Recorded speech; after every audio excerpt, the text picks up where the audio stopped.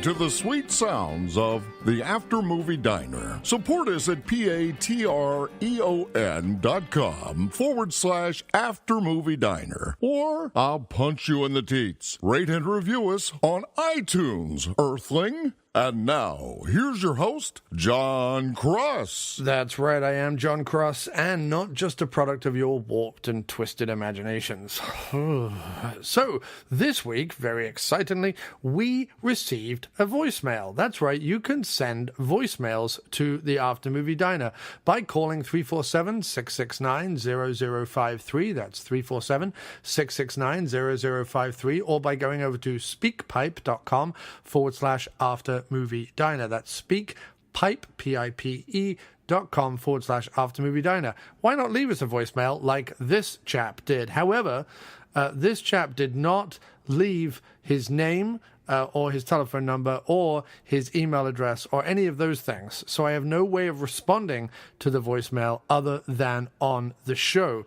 So when you hear the voicemail, you'll realize why I need some form of contact information to get back to him. However, I thought this would be a good forum to play the voicemail. I'll respond to it, and then if he's interested, he can email us at aftermoviediner@gmail.com or hello@aftermoviediner.com, or go on to the website and fill out one of our contact forms on the website. So many ways to contact the diner, and yet so few people ever did. Well, this gentleman did, and here is his voicemail.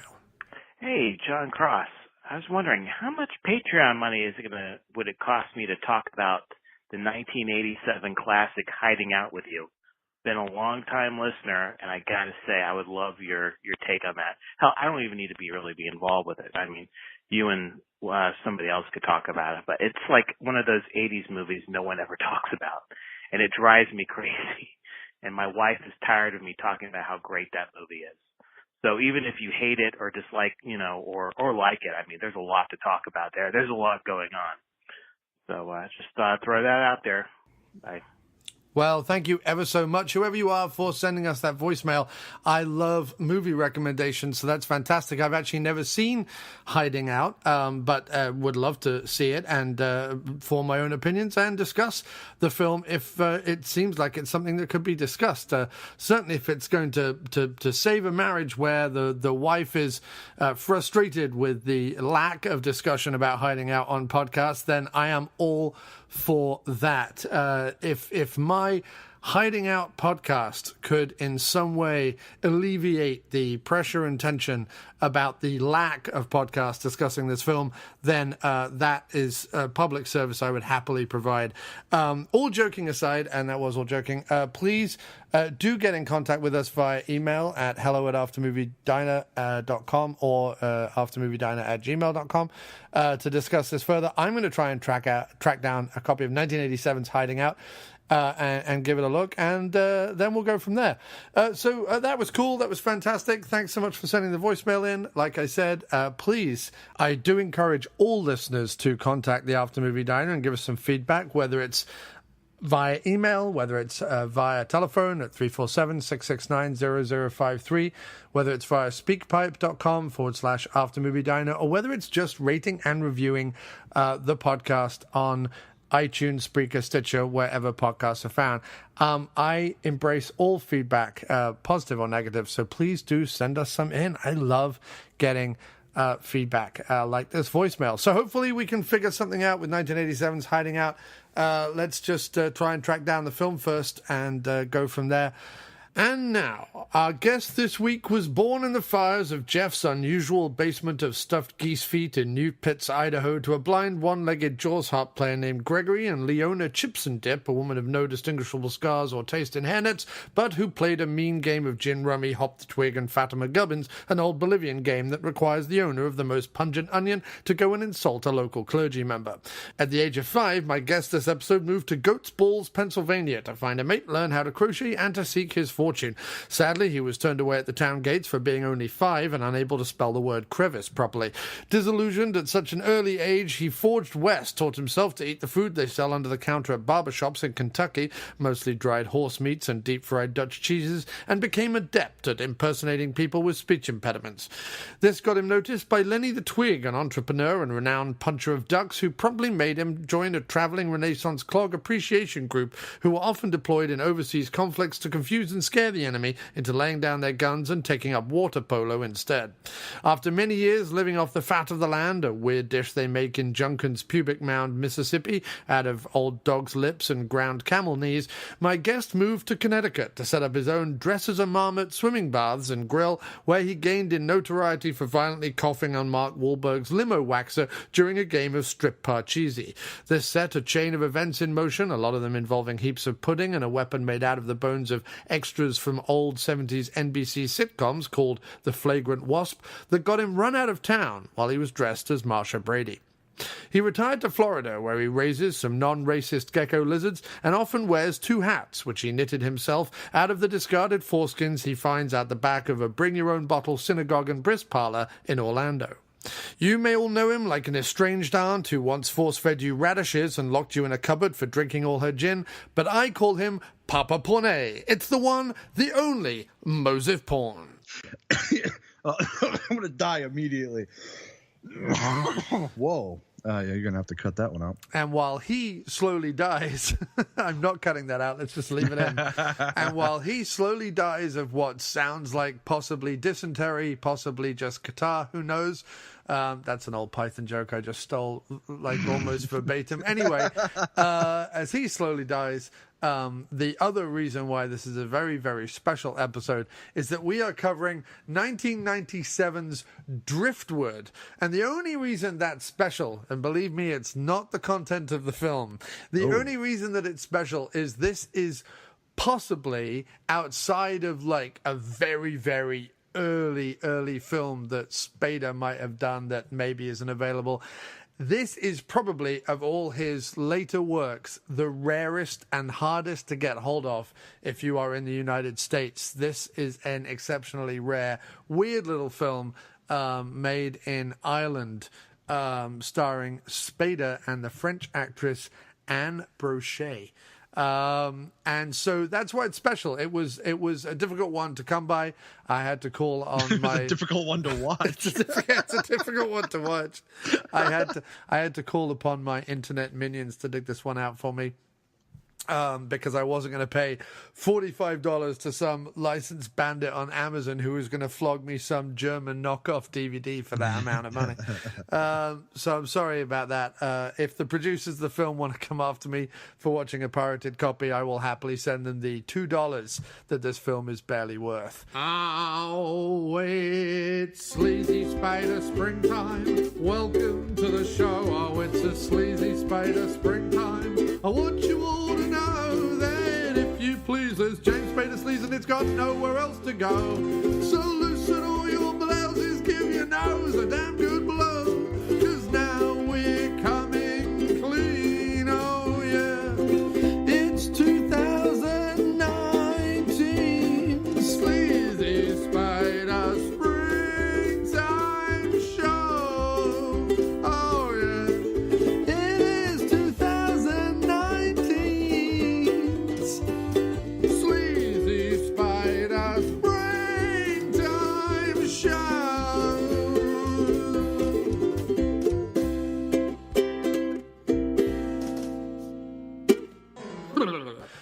So, Mo, had you even heard of this film before I sent it to you? You know, it's funny. I was talking to somebody, and I told them I had to go because I had to watch this movie before recording tonight. Before the world ends. Yeah, before the world ends.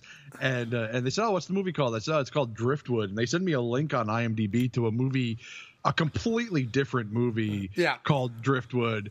And I'm like, no, not that one. Not that one. I think there's like 3 or 4 movies called Driftwood. Yeah. This one is 1997's Driftwood, directed by Ronan O'Leary. So I don't know if you can tell, but he's Irish.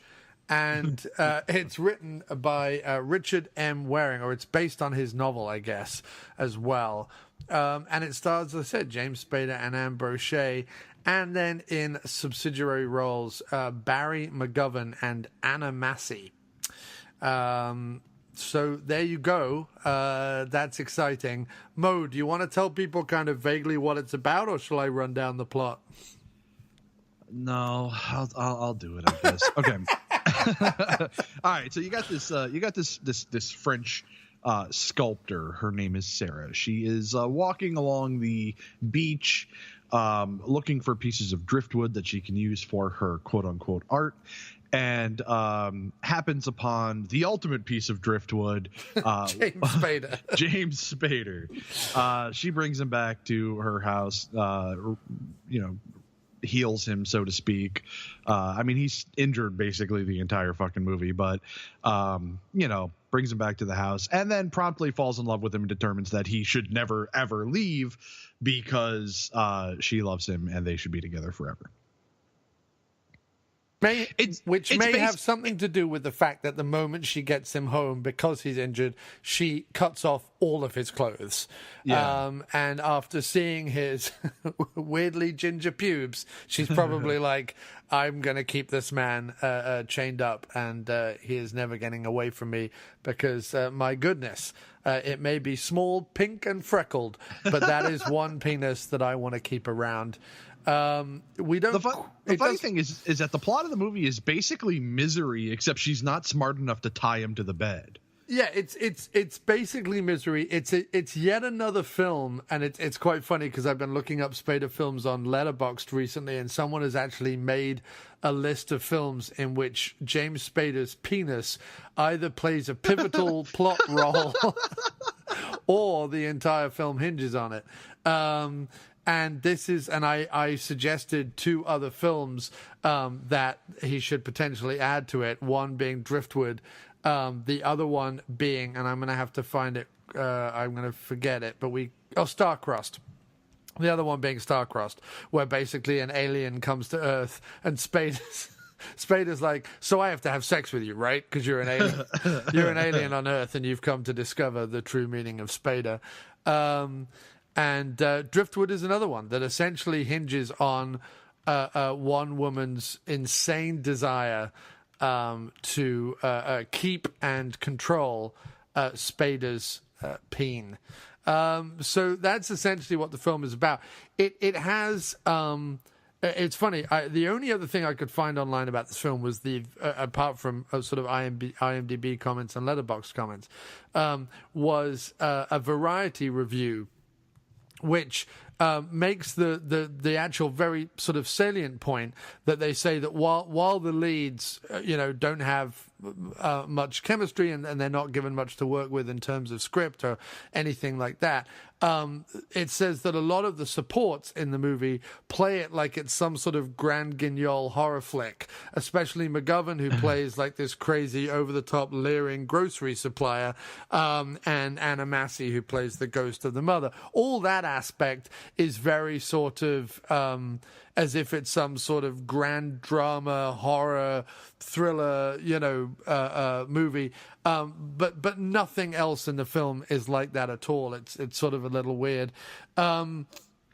What's also weird is the other sort of mad theme about the film is, when does it take place? Because it essentially looks contemporary. There's nothing about what she wears or what he wears that wouldn't fit sort of into the 90s or into the end of the 80s. However, everyone else in the film seems to be dressing like it's the 1930s. Now, it could just be that the entirety of Ireland still dresses like it's the 1930s. I don't know.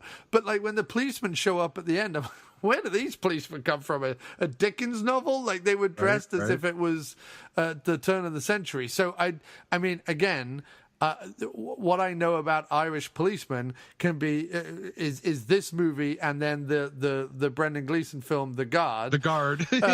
So outside of that, I don't know anything else about Irish policemen. But I know that in The Guard they don't dress like they're still fighting the famine. So I don't quite know when this is set. Maybe it's set in a sort of also the guy's delivery truck is sort of old and rusty, right? It's kind of 40s, 50s looking.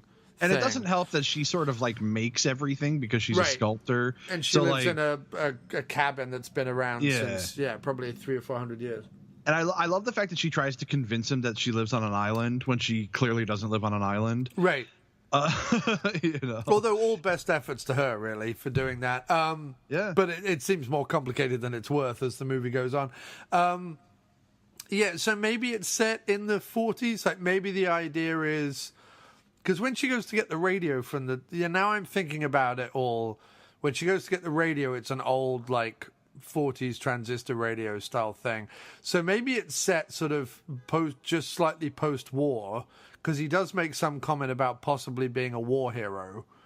So maybe it's set end of the 40s, early 50s, maybe, and maybe that's how they get away with not having kind of contemporary technology. I don't know. But,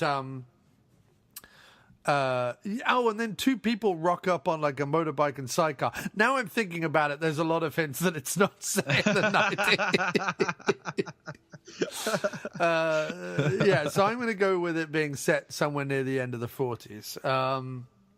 Not that adds any... any layer or intrigue or interest about this movie at all. The After Movie Diner with Jon Cross will return right after this. On Van Dam Street in the pouring rain, they watched his window with eyes of flame. Inside, time was getting short. Cigarettes were being smoked to extinction. He violently wished not to have to go to the merry gentlemen in the street below. Deep inside, he knew nobody chooses the hour of their damnation. He looked at his dog asleep on the bed and softly scratched its dreaming head. Deep inside, it was shouting down the moon in a war of attrition. But it stirred as he quietly dragged his shadow down the stairs that sagged. Inside, his dog put its face to the window and bared teeth that shone like salvation.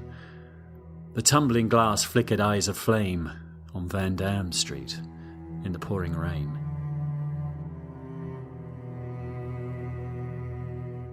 Are You Hurtling Towards God Knows What? A brand new book of poetry by J.E.A. Wallace, available now on Amazon.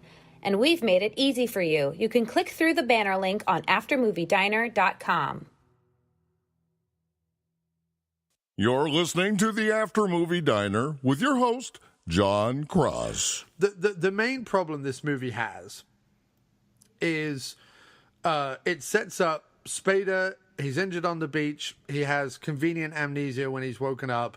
Because she's the only woman he can see. Spader obviously has to have sex with her. That's just Spader's MO. Well, yeah. It doesn't matter where or when he is.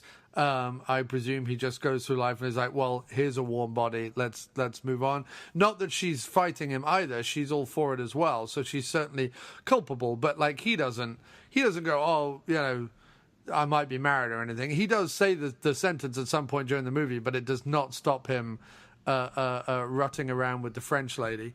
And fair play to him for that. But beyond that, there's no effort to explain where he's from. There's no effort. Yeah, they don't even give him at no point in the movie does he have a name. No, he doesn't have a name. They don't say where he's from. It didn't even dawn on me until the end of the movie where, so the movie kind of comes full circle, you know. It starts off with he rocks up on an island with two women, and he's like, all right. I presume the sequel is just endless threesomes. That's what I presume.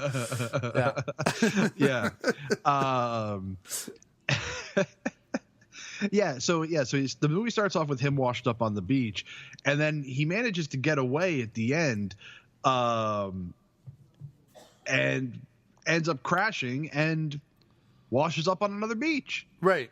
And it's like, what the fuck? So it kind of dawned on me at the end there, like as he washed up on that second beach, injured, of course. Yeah. Having miraculously managed to hurt his head in the exact same place he had hurt it before. Yeah. He goes, help me. And then they both look at each other and they're being like, we will help you, sir. Let's take you back to Castle Anthrax where there will probably be a spanking. Spanking, yeah, exactly. We are but 13 girls between 16 and 24. Oh, man. It was Newt's turn to light the grill-shaped beacon. Yeah, so. right. Right. Well, she lit the fire that made him realize there were people on the island in the first place. Right. But no, the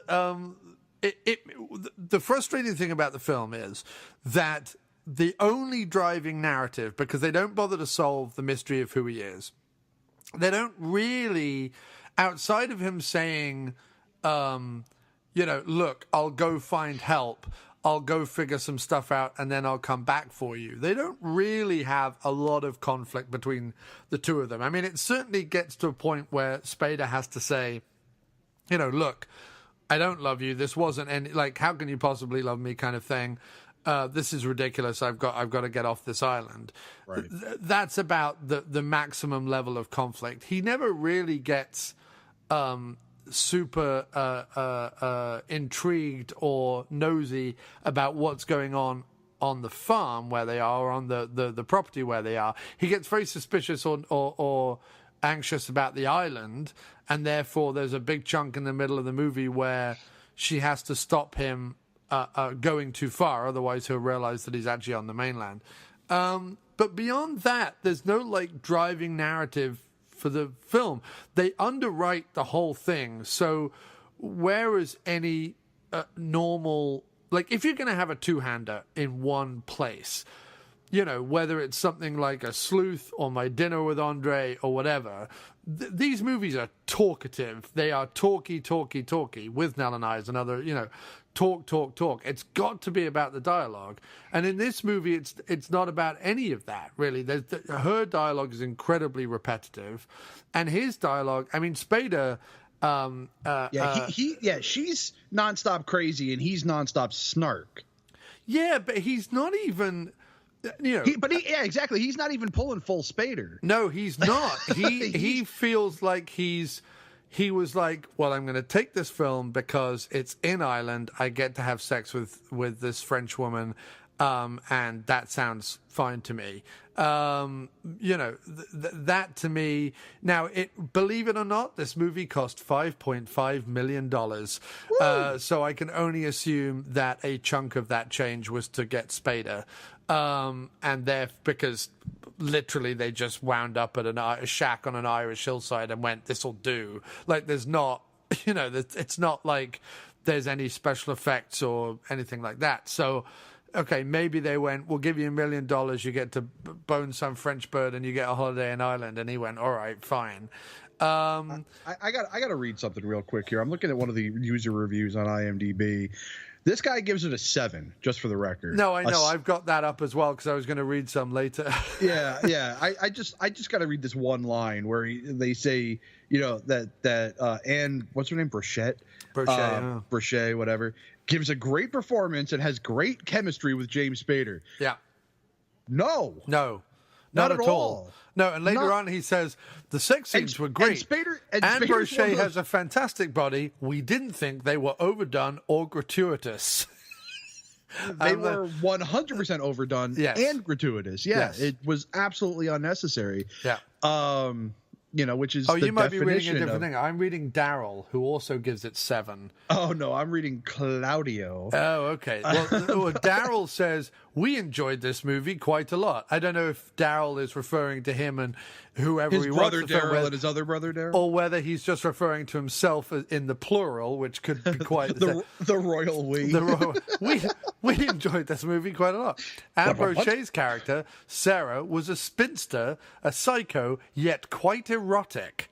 James Spader is always good, and he did a great job going from confused to falling in love to fearing for his life. No, he didn't. It was exactly one note, the whole thing. The only bit where Spader livened up was where he did that ridiculous dance in the bathroom wearing her red women's trousers. Yeah. That was the only bit where I'm like, oh, that's the Spader I wish I could see throughout the movie. Yeah, like I wish he had gone completely unhinged on this one. I almost kind of wish that they had gone the other way and had him go overboard to the point where she wanted to get rid of him. Yeah, what's also funny is then Daryl gets very confused in the middle of his 7-star review, and he says, there were a couple of strange problems that ruined things for us a little. There he is again, referring to himself in the plural. The story was set in the islands off Ireland. No, it wasn't. That's the entire point. It was actually set in Ireland. Anyway, because they were on the mainland. Anyway, yet Anne Brochet did not try and hide her strong French accent. No, you're right, Daryl. She didn't. I don't remember an explanation of her being French. That's because there wasn't one. And her mother appeared as a ghost, and her mother had an English accent. Huh? That's true. Her mother did have an English accent. The English actress Anna Massey. So yeah, I don't know why the accents were all over the place. Also, he's American, and so the Spader being American. I mean, I guess again, if he's over for the war, that would make sense. But he's not wearing literally any military uniform. He doesn't have dog tags. He doesn't have anything. So yeah, that makes no sense at all. However, Daryl then saves his review with the whole bit about the sex scenes being great and not being overdone or gratuitous, when clearly they were. Right. Man, I almost feel like I need to film a video review for this. Yes, you do. These are all the reasons why Daryl, see above, is wrong. God, I'm an asshole. You've clearly missed the point, Daryl. But yeah, no, I hope Daryl listens to this. I do too. I want to fucking post a link to this episode, like right underneath this. Listen to this, Daryl. Yeah, just send it directly to him. I remember when IMDb used to have chat rooms, so you could have done. But although Daryl did write this review, oh my goodness, he wrote this review on Christmas Day, 20 years ago. Wow. Yeah, so Daryl and himself, because I'm assuming there's only one of him, watched this movie 20 years ago. It's Daryl and the ghost of his mother. Right. Who also has an English accent, which confuses Daryl nowhere. I have this French accent, but for some reason my mom has an English accent. Doesn't make any sense. But yeah, it kind of ruined it for us a little bit. What I like now is that I can picture Daryl and the imaginary ghost of his wife or mother sat watching this on Christmas Day in 1999, probably with a roaring fire burning, and then at the end of it being like, I should probably, go onto my computer and write a review for this movie. And his mom's just sitting there like, oh yes, you should. You totally. You should point out that it's quite erotic. But not gratuitous. There's nothing gratuitous about the eroticism. Go on, Daryl, go write it. Daryl has to start his dial-up computer just to go onto IMDb to fucking. Yeah, he wrote this with a 56K connection. Yeah, on Christmas Day in 1999, 20 years ago. That's a good fucking 40 minutes of wasted time, right? That he could have spent trying to get pictures of boobs on AOL. Well, no, but he did just have watched Driftwood. So if he wanted to see things that he believed were a fantastic body, then he only had to go back to Driftwood. I just like the idea that Daryl on Christmas Day. There's so much about this review now that I've found at IMDb that is both beautiful and intriguing. And I kind of just want the rest of this episode to just be about this review, about us reviewing Daryl and what he was doing 20 years ago. In fact, on Christmas Day of this year, I think I'm going to put on Facebook. This marks the 20th anniversary of the time Daryl sat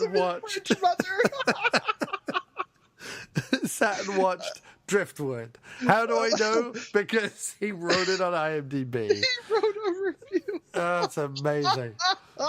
Yeah, that's one of my favorite things ever. There's quite a few reviews from 1999. Someone weirdly in 2011 called this Misery, Fatal Attraction, and Lady Chatterley's Lover Reloaded. That makes it sound like a Matrix sequel. It's not. It's not. And it's not. I mean, honestly, it's got hints of misery in there. But like I said, the main character, the woman is too stupid to actually tie him to the bed. Well, the big problem with the film is that while it explores her madness, it doesn't explore it in a engaging enough way, and it doesn't allow Spader to then explore his story. If any one of us woke up with amnesia in a strange place, blah blah blah blah blah, we'd be doing. And I know he goes, "Let me fix the radio," and then he says, "Let me get on a boat," and then he says, "Let me do this, let me do that." I know he says that, but at no point is there any real attempt by him to kind of figure out who he's from, or who he is, or where he's from. And all he keeps wanting to do is walk the island, but he doesn't want to walk the island because he doesn't, there's no indication that he thinks that she's lying. He just wants to walk the island to make sure for himself that there's nothing else on the island. But he does believe her that they're on an island. So if there was something in the story that hinted that he didn't believe her during the film, I mean, it's clear towards the end he doesn't believe her, but you mean that towards the end when he magically has a boat? Yeah, where he magically builds a raft out of driftwood. Irony of ironies. The other hilarious thing is this was originally set in Scotland, not Ireland. The book was written about Scotland. When it was changed to Ireland, they didn't bother changing the fact that she's a wood carver and sculptor, which is hilarious because Ireland famously doesn't have many trees. And even in the film, James Spader goes, "Wait, there aren't any trees here." So even James Spader in the movie points out the inconsistency with the movie being moved from Scotland to Ireland, which is kind of wonderful. Well, it wouldn't have made a lot of sense if she had been a sculptor of peat moss. No. Or potatoes. Yeah. My favorite character, my favorite part of the whole thing is the grocery guy. He is my favorite, hands down. He's amazing. He's like an extra out of Father Ted or the brain dead guy out of Hot Fuzz. That's kind of where he's coming from. And the best sequence is where he's trying to take stuff into her sculpting shed or garage or whatever it is, the little other outbuilding that there is there. And he's insisting on moving stuff for her because she couldn't possibly manage it herself, even though the actor is playing it with an outrageous limp and a wheezing cough. So it's the last person on the planet. First of all, if you're a grocery clerk and you come to this property and she's like, "Could you fuck off, please?" repeatedly, you wouldn't hang around. I mean, unless the only thing I could think of is that there was some indication that maybe they had something in the past. Well, here's a theory I have that they never really touch upon. But here's the theory I have, is that he keeps hoping that she's not going to get money because in the past, when she didn't have money, she'd fuck him. I think, yes, because there was something where she was getting letters from someone, again, never explained. Then the letters dry up, again, never explained. He makes mention of both these things. He also says, "Did you get what we've both been looking forward to?" or something like that, and kind of grins with his gravestone teeth and his mad eyes. And then later on, he's at the house watching her have sex with James Spader, which is a whole other thing because there's a storm going on outside. Was he sat at home and going, "There's a storm going on, I'm going to go and see if I can get laid. I'm going to walk 5 miles in a storm to go see if this insane French broad might, give me a hand job or something." Instead, he then finds her knobbing Spader and spends a long time looking through the window, which seemed like a scene put in there just to have like a voyeur scene. Yeah, well, we're going to have another sex scene. That's written into Spader's contract. But can we make it slightly creepy by having the weird grocery guy look in? To which Spader probably went, "Oh, of course. Yes, yeah, of course. Absolutely. We have to have that. Sounds fucking great. That sounds great. Please put that on camera for me. I need it for my collection. I need that for my reel. Yeah. there is another great moment too, going back to him bringing the groceries in, where she very explicitly keeps telling people to not look at her art. Right. You know, so what's the first thing he fucking does after he puts everything down? He pulls the fucking tarp off of her sculpture and then immediately starts staring at its dick. Yeah. Like, there's so much weird, obviously there's sexual undertones. James Spader's in the film, and a French actress. So, like, you put those two together, immediately sexual undertones. But in general, the way that it plays up this like weird, drooling, limping, wheezing local, coupled with sexual undertones, coupled with a weird one-eyed sculpture and a ghost. The way that it kind of crams all this stuff in and yet still isn't interesting is sort of a feat into itself. Yeah, like this is one of those movies that definitely on paper seems like there's a lot of potential to be interesting and fun and could have been like a really good thriller. Yeah. But the execution, boy. Oh, it's awful, yeah. It's just fucking awful. There's a great review on Letterboxd from a reviewer called Holly Horror, who clearly is something of a James Spader fan, because I've looked. There's a lot of lists featuring James Spader on Letterboxd, and she has made one herself, and also fellow listener to the Diner, Andy Lunn, who always talks about James Spader and Sleazy Spader Springtime and always looks forward to it, because him and his wife some years ago did their own Sleaze of Spader series, just watching it at home, I think. I don't think they recorded anything about it. So he's on Letterboxd reviewing it as well. In fact, he sent us an email. Let's bring up his email. Please. Andy Lunn says, and we'll do this by way of leading into some Letterboxd reviews. Hi, John. I can't believe that the 4th year of Sleazy Spader Springtime is already at an end. It's been pretty special, as always. I must say, I was very pleased to hear that there's enough movies to keep going for another 4 years at least. When it does finally end, spring just won't be the same or as moist without it. So, following last week's top-tier feature, Wolf, I was over the moon to discover that you had finally obtained a copy of the bizarre beast that is Driftwood. Let's not beat around the bush. It's shit. And yet, I had an amazingly good time with it. It's now a whole 5 years since my wife and I had our own Sleaze of Spader season, during which we watched Driftwood, and so my memory of it is a little hazy, but I recall vividly how appalling his co-star was, how the script was terrible, and yet he soldiered on. I also remember laughing throughout because it was unintentionally hilarious. Here's my original review from Letterboxd.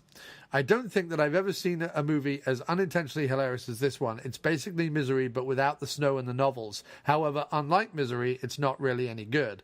But it is a hilariously good time, and this is in major part due to the presence of James Spader. No matter how silly it gets, how awful the lead actress's performance is, or how ridiculous various scenes are, Spader gives his all, and somehow, despite it all, keeps a straight face. I thoroughly enjoyed it, and my sides were aching from laughing. The only thing I disagree with Andy there is that Spader gives it his all, having seen him in the likes of Wolf or even Mannequin. He's more animated and giving it his all than he is in this movie. Andy wraps up his email saying, anyhow, I do hope you got something out of Driftwood. Yes, we did. We got Daryl's review. He says, even if it was just disbelief. All the best, and keep trying to snag that interview with the King of Sleaze. Yeah, well, I do keep emailing Spader's representative to see if we can get him on the show. That'd Who be fucking knows? fantastic. One day it might happen. I got Peter Weller 5 years after I did the Woods and Weller series, so who knows? Maybe that will happen. But to pair that with Holly Horror, her and Andy are the only two people to have given this anything over 2 stars on Letterboxd. Holly says, James Spader plays a piece of driftwood that I wish would wash up on my shore. Anne Brochet portrays a woman who would do whatever any other red-blooded woman would do if James Spader washed up on shore, on their side of a fairly isolated island. And so that's the 2 positive reviews we have of Driftwood. That and, of course, Daryl's. I'm just looking on. There is a 10 out of 10 review on IMDb from Blind Biz. This is the Blind Biz. So this person could be blind. That explains a lot. The review says, my favorite movie of all time. I'm not kidding. A woman's movie from our POV. Even though the only woman in it is certifiably insane. And the other one is a ghost. Anyway, her review says, Driftwood is an outstanding movie focusing on a woman's point of view about men, sex, and having a fantasy man as a captive in every sense of the word. The acting is superb. James Spader is very believable as an injured sailor rescued by a lonely artist. At no point, by the way, does it ever say that he's a sailor. Anyway, rescued by a lonely artist who, unfortunately, is quite mad. Women will appreciate how the camera focuses on the beauty of a man's body and sexual pleasures from a woman's perspective. And then in parentheses, refreshing, exclamation point, exclamation point. The actress playing Sarah in inverted commas, no, she was actually playing a character called Sarah, that doesn't need to be in quotation marks, is absolutely wonderful in a difficult, demanding character study of a woman tormented by the ghosts of her past who seeks only to find love, no matter what it takes. The film is sure to become an art film favorite. Again, art film for some reason is in quotation marks. I mean, I know that it's not an art film, but does this reviewer is my question. Especially among women who have always dreamed of having a beautiful lover on a remote island, albeit with a different outcome. Enjoy. Other viewpoints are available, especially if you're blind or mad. Because anyone who watched this thinking it was pro-woman or pro-woman's fantasy clearly misunderstood the film. Yeah. Good Lord. Yeah, I don't know what else to say. I mean, as I said, my favorite character is the wheezing, hobbling grocery store clerk who won't take no for an answer. And in the only exciting thing to happen in the whole film, she takes an axe to him and kills him. And I was like, finally, this movie's turning around. And then I looked at the time, and it only had 8 minutes left. I'm like, what? You're going to murder someone 8 minutes before the end? Oh, right, this movie is not going to wrap anything up, is it? Nope. The police show up. They find a small sculpture covered in blood.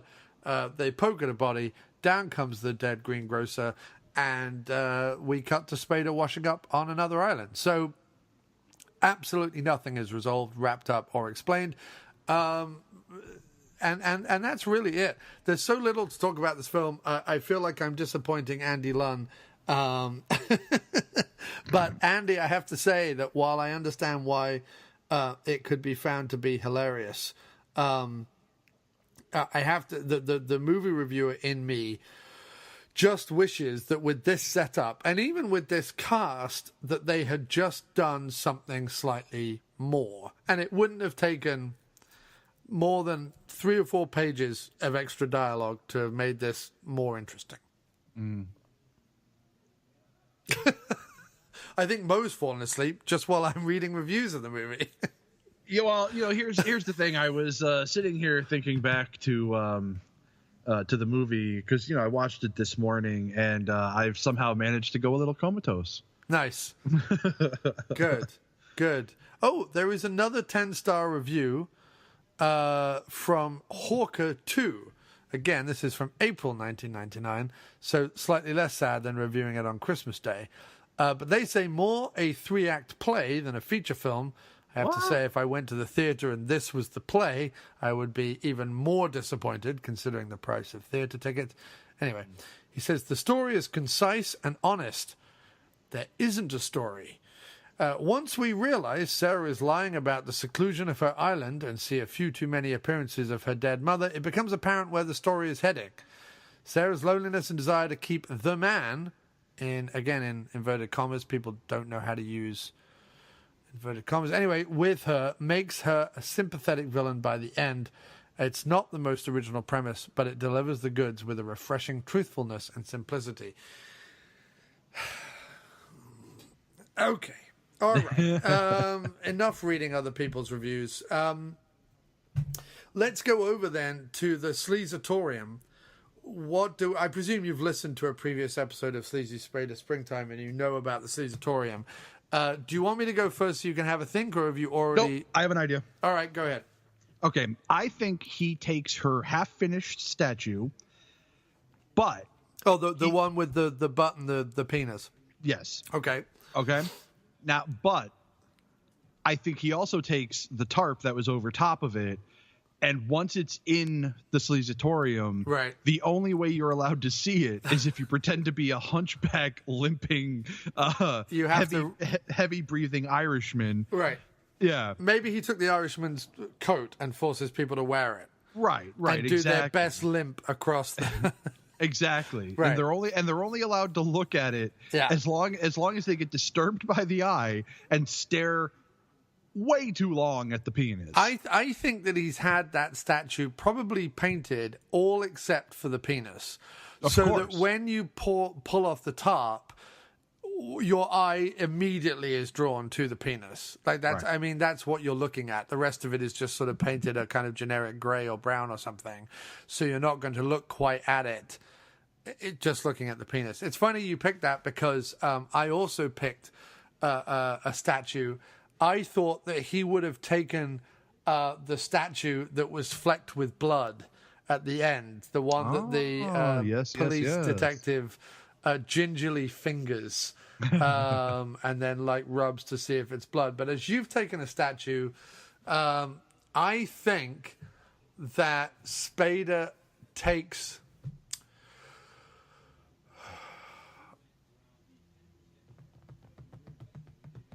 I think he takes one of the boys from the side of his raft that while sailing to the other island, he quickly had sex with. Well, that's how he crashed. Right. It's a known fact. That's how he crashed the second time. Yeah. Because he was having sex with a flotation device. Yeah, exactly. That buoy was way too attractive, so he had to drill a hole into it so that he can stick his penis in there. Yes. It makes total sense. And then it filled up with water, which of course made the sexual act much better. Yeah.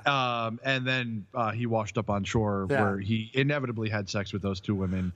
And definitely. He's probably still there today having sex with us. Made them fight to the death over him. Yes. Because his penis is that magical. Yeah.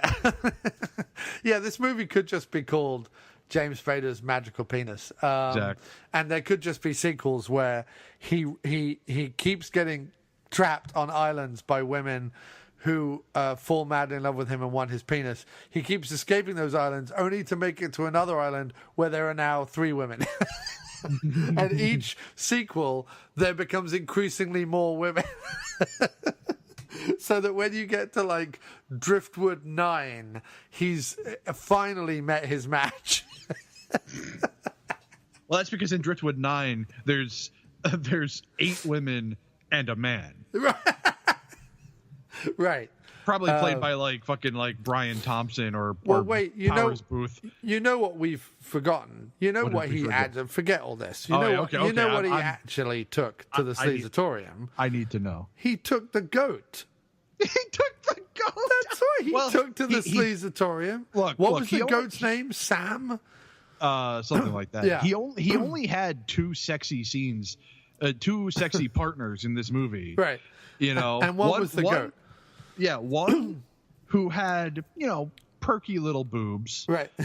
and the other one who had a nice rack. Yeah, nice droopy teats. And we know that was the fucking goat. Can we talk about Spader's excitement at getting the milk to work? Just that scene alone was a joy for me. I did quite enjoy that because she was like, "No, squeeze the top," and then like, yeah, we enjoyed that too. Flick the bottom, and then it started coming out, and he was like, "Oh, look at this!" Like he got really happy about the milky teat. So yeah, I think he took the goat. In fact, I'm surprised that at the end of Driftwood, when he's trying to escape on the raft, he's not doing so with the coat with the goat under his arm. because that would be more Spader, and it would also add to just the sheer insanity of this film if the whole point was Spader tries to escape the island and kidnaps the goat. Oh my god! Yeah, the goat's actually his life partner now. Yeah, the goat's the best thing in the film outside of the greengrocer. It's true. In fact, actually, I think the goat, the greengrocer, and Spader are probably living on an island with 9 women right now. That's probably what's happening. Yep. But this is one of those films where you almost wish that they'd sequelized it, and you almost wish that, like the Fast and Furious franchise, by about number 5, it got really good. like they do number 3, Tokyo Driftwood. Come on, that was good. Come on. That was like one of those joke grenades. It took me a second to fully for it to fully catch in my brain. Yeah, it would be 2 drift, 2 wood would be the second one. 3 is Tokyo Driftwood. 4 is just wood. It just goes on from there. Yeah. But yeah, that's about all I've got to say about it. I can't wait for the spin-off series that's coming out later this year, just called Goat and Greengrocer. Yeah, that's my favorite. Yeah. You could spin off. I mean, what's weird is the movie answers so few things and shows you so few things that actually you can extrapolate and go off in quite a few directions. Mm-hmm. The person flying the kite, what's their story? Right. Maybe the 4th one is a prequel that explains how she made the kite. Or something. The 5th one, it takes place on the island with the 2 women and their story until they meet Spader, and then the 6th one, it ties up from the end of Driftwood 1 to the end of Driftwood 5 because it's the story of the 2 women, and so at the end of Driftwood 5, Spader winds up on their island, and then Driftwood 6 goes forward with the continuity. I love it. That's how it works. And I would happily write all those movies if Spader would reprise his role, even though now he's old, fat, and bald. I do like to believe, though, that maybe the Blacklist is his character from Driftwood, who's got his memory back and realizes that actually he's an international sleazy criminal with a penchant for fancy hats. Of course.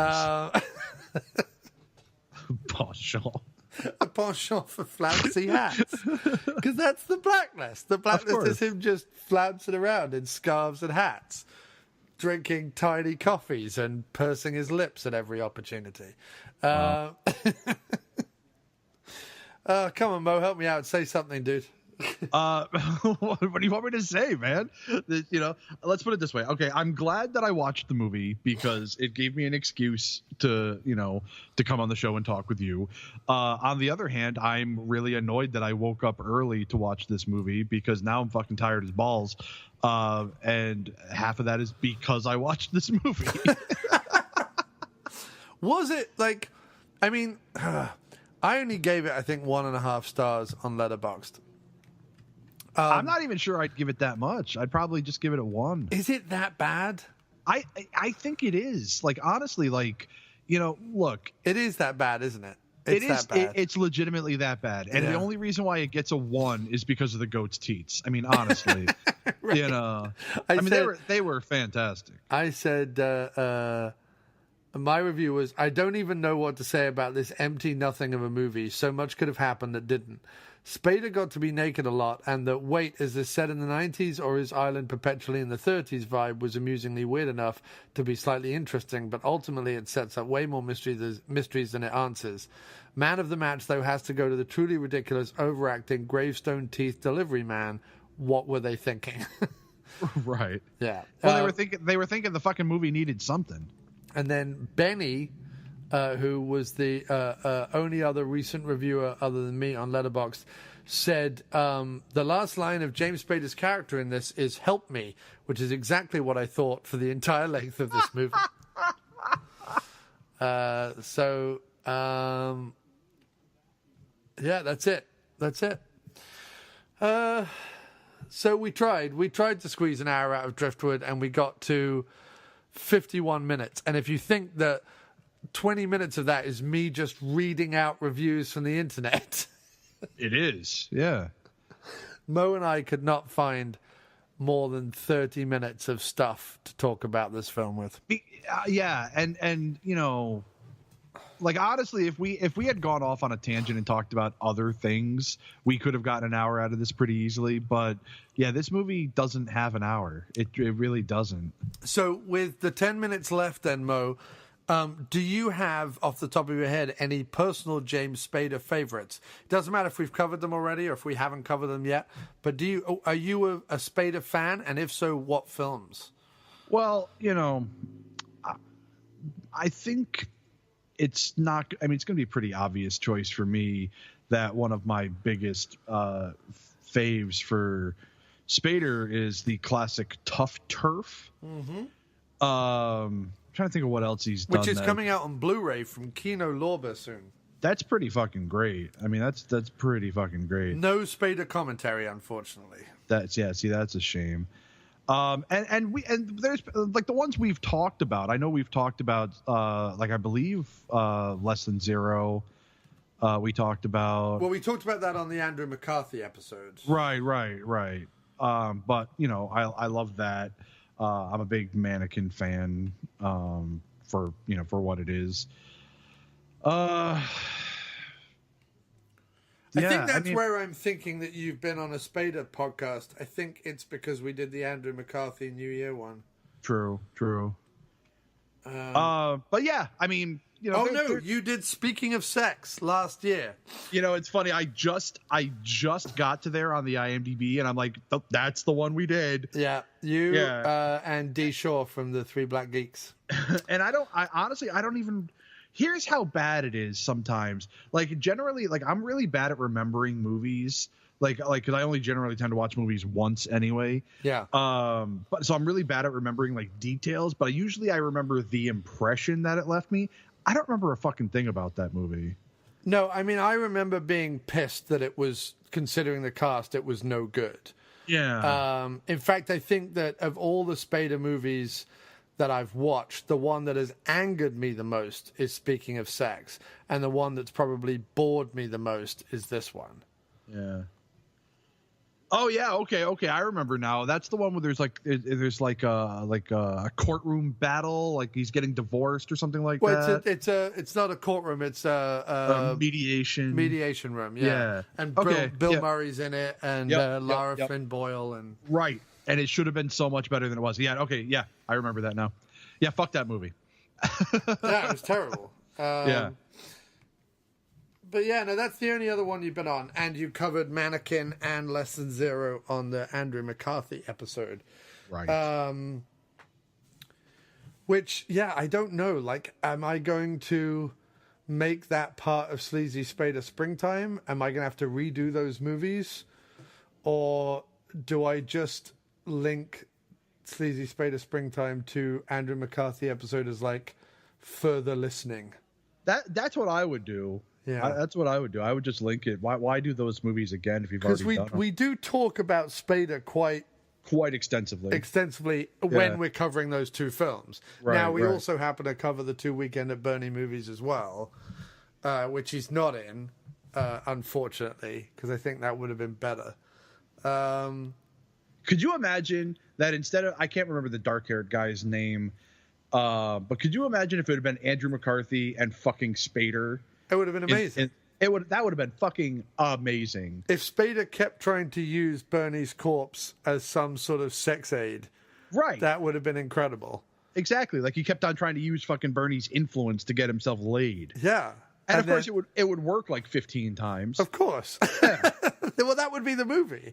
Yeah. That's Weekend at Bernie's 3. Oh my god! Where they use Bernie's corpse as a contraceptive or something. Yeah. Weekend at Bernie's 3. Good corpse is hard to find. Yeah. Right. Yes. Has rigor mortis set in, or are you just pleased to see me? Weekend at Bernie's 3, rigor mortis. Yeah. Weekend at Bernie's 3, still stiff. Still stiff. Starring James Spader and Andrew McCarthy. That would be amazing. Man, I'd watch that in a second. Because McCarthy's worked with him recently on The Blacklist. McCarthy directed a few of the Blacklist episodes. That's awesome.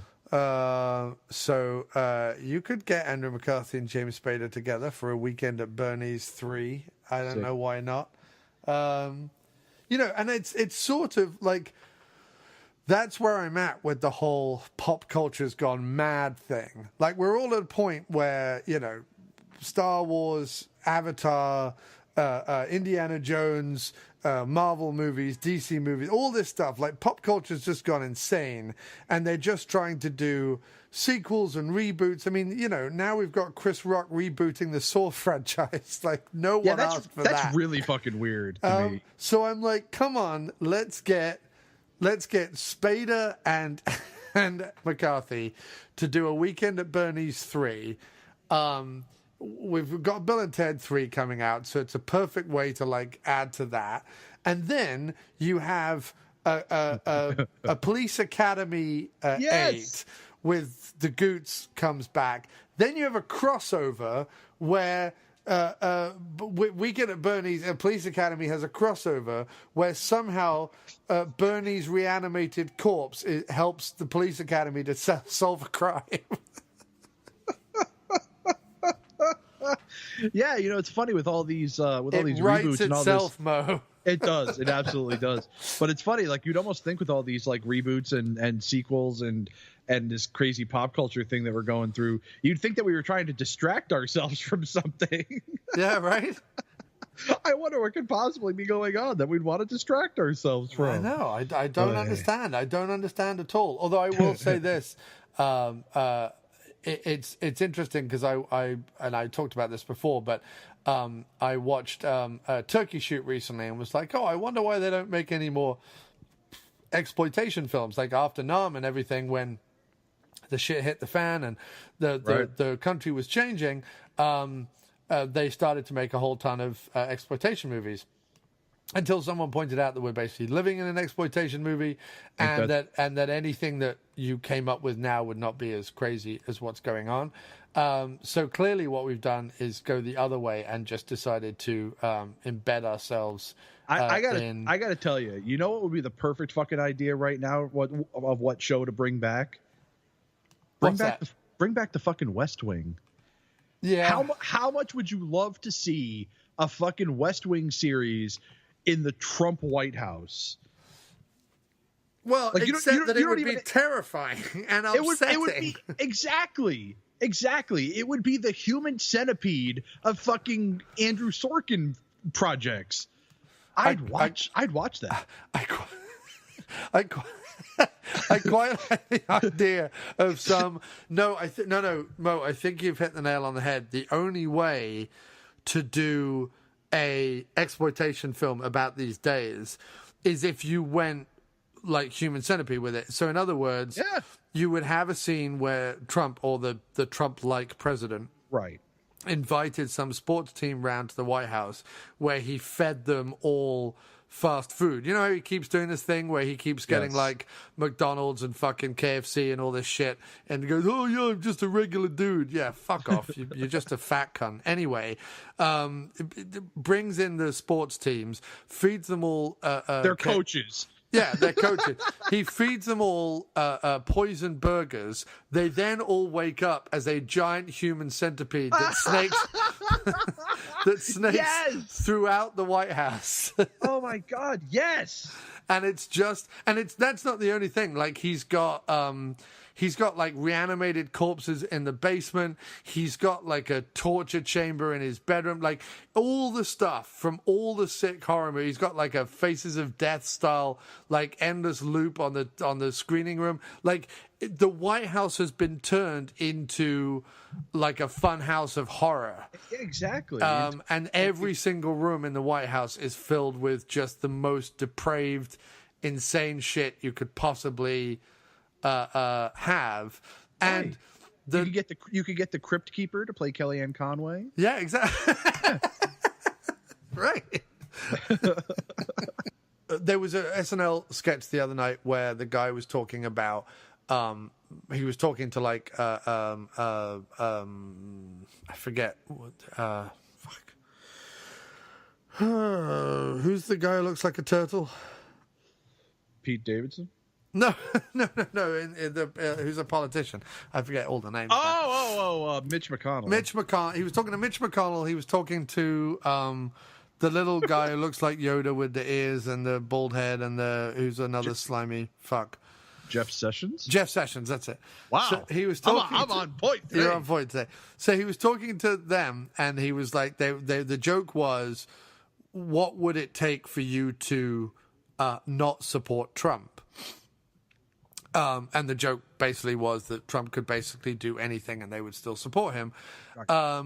So that would have to be the crux of this satire.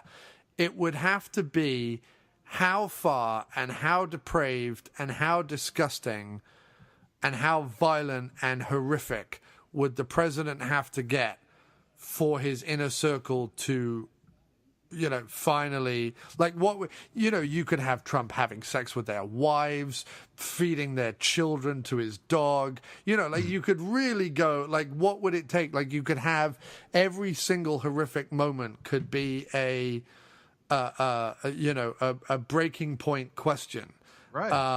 Somebody get Chris Rock on the phone. But knowing full well that if they go against him, if they go, okay, we can't stand for this anymore, they're dead, because this president has like insane torture chambers and everything else. So they know that the moment they go against him. So that would be the ultimate thing. Like, in order, like maybe he makes Mitch McConnell think where it's like, I will save your wife and children if I'm allowed to, like, I don't know, slowly slice bits of your skin off or something. Like, I don't know. Like he just keeps making grotesque and ridiculous. That's probably the only thing you could do.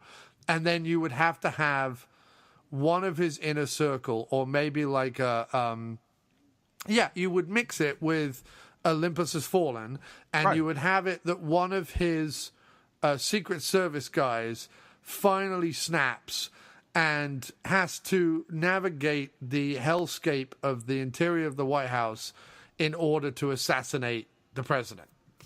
Right, and it's almost like that movie. Like it could be like that movie, The Collector. Right, which someone weirdly said was like this movie, Driftwood. But no.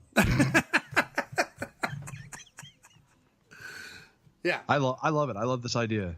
Yeah. Get Chris Rock on the phone. We need to make this. Yeah. All right, well, that padded it out to an hour. I think we've got, that writes itself. And then we pair that with Weekend at Bernie's 3. Bernie is the only person to survive, even though he's already dead. And Spader shows up and has sex with his corpse. Well, remember in Weekend at Bernie's 2, he was possessed by some voodoo guys. So anytime there's music playing, he walks on his own. So see, I still think that's hilarious. I think it's fucking hilarious too. It's my favorite bit out of any of the Weekend at Bernie films. It's so well done. Oh, my God. All right, dude. Well, look, thanks ever so much for being on this fourth and final episode of Sleazy Spader Springtime of 2019. We will be back this time next year with more Sleazy Spader. But just keep yourself moist and ready for next year. And then normal After Movie Diner service will resume next week. Thanks ever so much for being on the show, Mo. It means a ton that you sat through Driftwood for me. Next time you owe me a good movie. Dude, I will never ever make you watch a good movie. That will never be something. I know. I've noticed the trend. The last time I allowed you to watch a good movie was, I think, probably the Jim Jarmusch episode. Yeah, and I remember we had nothing to say because it's so much harder to talk about good shit than it is to talk about bad shit. Right, exactly. Well, we've come up with a sweet spot. The sweet spot is It can't be so bad that you just actively fucking hate it. Right. And it can't be... And that's, which is funny, because that's like half of the episodes of No Budget Nightmares. Right. Where we pick something so fucking bad that we're just seething the entire episode. And it can't be so good that you just have nothing to say but praise for it. Right. It has to either be good but compromised. So in other words, good but with some things where you're like, if only they'd done this. Or bad, but they clearly shot for something. Like they were shooting for the moon and they overshot it and they didn't hit. But like, it's a bad film, but there's something about it worth discussing. That's kind of the sweet spot for the After Movie Diner, we've decided. Like Disorderlies. Right, like Disorderlies. I don't know.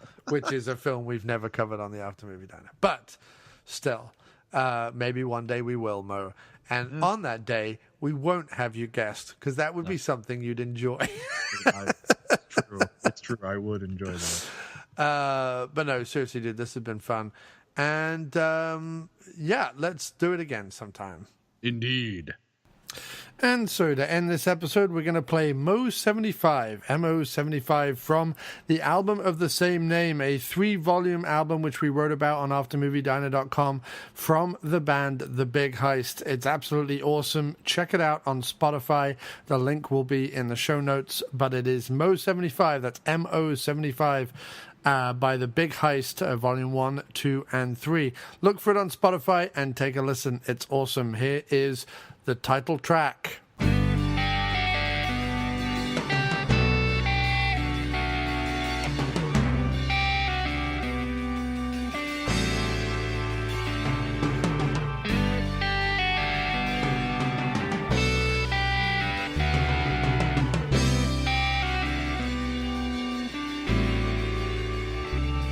This rock won't move, it'll stay to prove that Moe 75 was here one day with paint that sprayed to mark this glorious time. She's so sweet, we can feel the heat and we can't escape the sweat. Windows down, cruise through town, everything's fresh. And getting ready and going steady and go find it, even though he said he didn't want to be found. We know everybody's name and everybody's game. We've all changed, but we're still the same. And it goes round and round.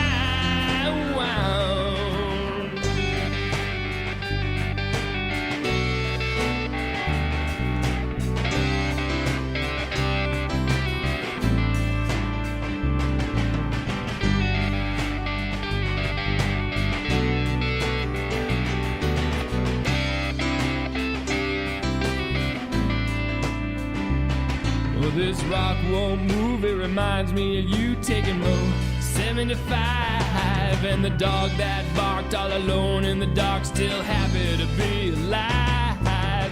Sitting by the pool after school, singing Moe 75. Just one more shot or passing thought is all I need to survive. And getting ready and going steady and go find it, even though he said he didn't want to be found. We know everybody's name and everybody's game. We've all changed, but we're still the same. And it goes round and round.